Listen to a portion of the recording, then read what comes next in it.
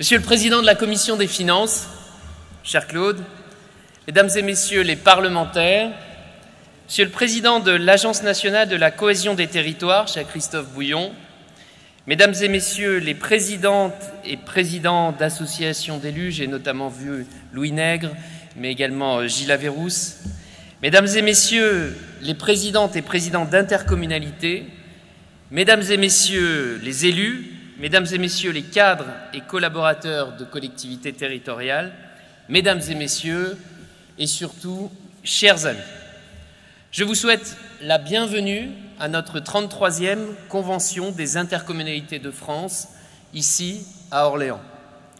Nous remercierons tout à l'heure nos hôtes, Serge Grouard, président de la métropole, François Bonneau, président du Conseil régional, et Marc Godet, président du Conseil départemental, et toutes leurs équipes qui ont vraiment été d'un grand soutien dans l'organisation de cette rencontre. Ils sont retenus ce matin pour un très bel événement, la transformation du centre hospitalier régional en centre hospitalier universitaire. C'est une excellente nouvelle pour la région Centre-Val de Loire, une région si fortement affectée par la désertification médicale et dont les élus portaient le projet depuis de nombreuses années.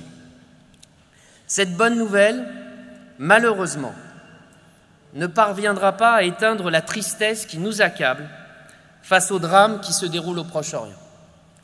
C'est pourquoi, Mesdames et Messieurs, je vous propose, pour toutes les victimes de ces actes odieux commis par les terroristes du Hamas, de vous lever et de bien vouloir observer une minute de silence.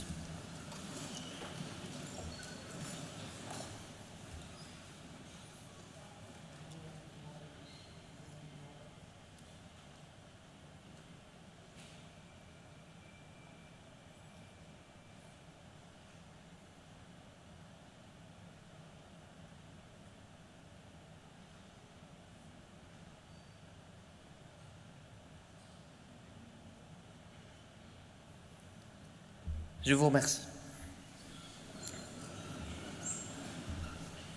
Ces événements atroces nous touchent en plein cœur et nous effraient. Parfois, nos familles, nos amis ou nos collègues sont là-bas et nous pouvons nous sentir démunis. Face à un monde aussi incertain, que peut un président d'intercommunalité? Je souhaite vous rappeler qu'à chaque drame qui survient dans le monde, nous avons la possibilité de contribuer, financièrement notamment, au Fonds d'action extérieure des collectivités locales. Et je crois surtout que nous avons une responsabilité morale. Nous ne pouvons surmonter ces épreuves qu'en restant unis et solidaires. Notre devoir, c'est de combattre, à chaque fois qu'ils surviennent, les discours qui salissent et qui méprisent, ceux qui divisent et qui opposent. Ils ne sont guidés que par la peur, et nous faisons le pari du courage. Il me revient donc d'ouvrir avec vous, dans ce contexte si particulier, notre 33e Convention nationale.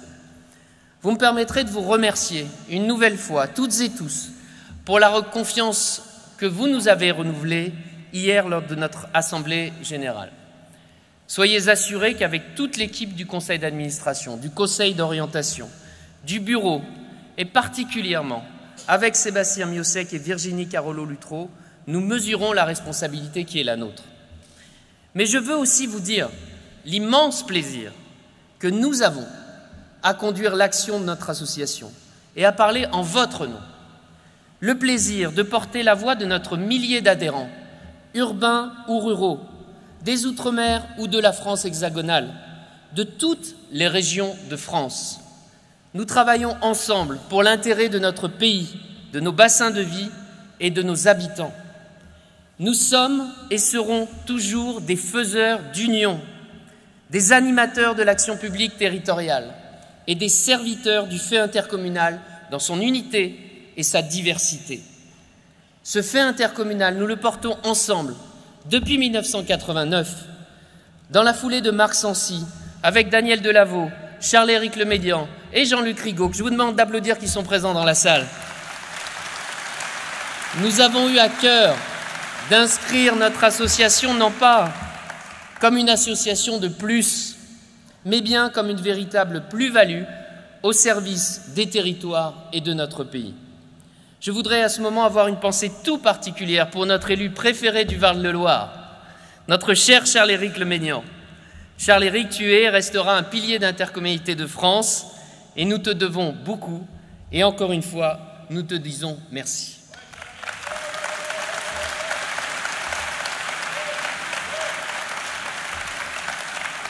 Les 3 années qui s'ouvrent seront celles d'un nouveau défi pour nos intercommunalités. Face aux éternels promoteurs du repli sur soi et du retour en arrière, Intercommunalité de France sera aux avant-postes de la coopération et de la France des bassins de vie. Nous voulons répondre présent face aux défis des transitions.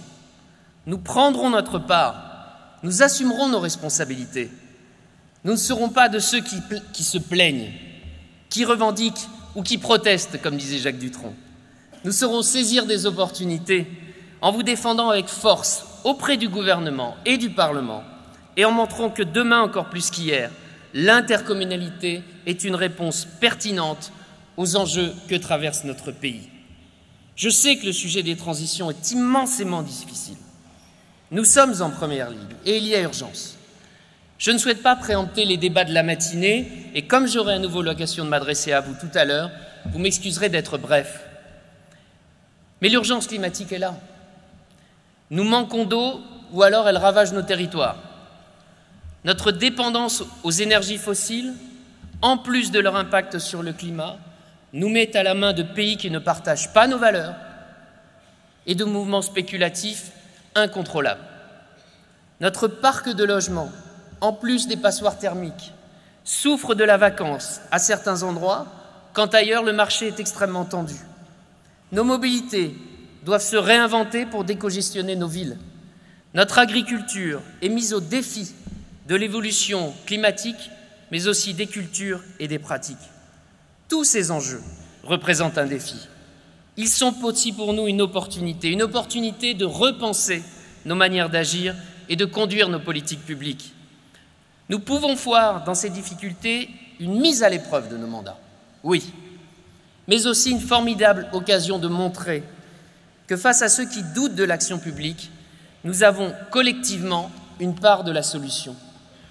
Il en est de même de l'urgence économique et de l'indispensable réindustrialisation de la France, ou encore de la préservation de nos solidarités, meilleur rempart face à l'isolement et à la détresse humaine. Les Français attendent de nous des décisions fortes. Ils nous demandent d'agir. C'est vrai, les moyens parfois nous manquent, tant en ingénierie qu'en financement. Nous savons que nous n'y arriverons pas seuls, pas sans mobiliser tous les Français, pas sans mobiliser nos entreprises et nos associations, pas sans l'Europe, pas sans l'État, pas sans les régions, pas sans les départements, pas sans nos communes. Mais nous y arriverons si nous travaillons ensemble, État, régions, départements, communes. Je crois intimement que nous en sommes capables. Parce qu'au cours de ces 3 années, je suis allé à votre rencontre dans toute la France. J'ai vu ce que nous pouvions faire ensemble. Alors oui, mes chers collègues, contre le pessimiste ambiant, j'y crois. Quand je vois Ardennes-Rive-de-Meuse, qui a récupéré des réseaux d'eau avec des rendements à 40% et les a fait monter à 80%, j'y crois. Quand je vois que Hanau-la-Petite-Pierre a créé une maison de la famille pour tous les âges de la vie, du relais petite enfance à la prévention senior, j'y crois. Quand je vois que Val-de-Garonne Agglomération crée une cité de la formation qui offre des parcours jusqu'à Bac+3 en lien avec l'État, le CNAM et les entreprises, j'y crois. Quand je vois que Mauges Communauté fait passer la quantité d'ordures ménagères sous la barre des 100 kg par habitant, j'y crois. Et quand je vois qu'à Argentan Intercom, un quart de l'énergie consommée est produite localement et durablement, j'y crois. L'intercommunalité et le bon niveau, c'est une évidence. Alors oui, mes chers collègues, comme vous voyez, nous avons de l'enthousiasme. Et avec toute l'équipe d'Intercommunalité de France, nous ne manquons pas d'énergie pour agir au service de nos territoires. Nous pouvons compter pour cela sur une formidable équipe technique que je tiens à saluer et à remercier pour le travail immense qu'ils accomplissent tout au long de l'année. Et merci de les applaudir parce que depuis plusieurs mois, ils travaillent ardemment pour que cette convention soit une réussite. Ensemble, mes chers collègues, nous sommes l'énergie durable des territoires. Pendant 2 jours, nous allons échanger, débattre, discuter, apprendre les uns des autres. J'espère que vous trouverez dans ce congrès ce que vous êtes venus y chercher et qu'ensemble, nous continuerons à envoyer le message d'une association qui travaille avec sérieux et sens des responsabilités, d'une association consciente des difficultés, mais aussi des atouts de notre beau pays, d'une association farouchement déterminée à faire avancer notre France des bassins de vie. Je vous souhaite donc un très bon congrès 2023 dans cette belle métropole d'Orléans.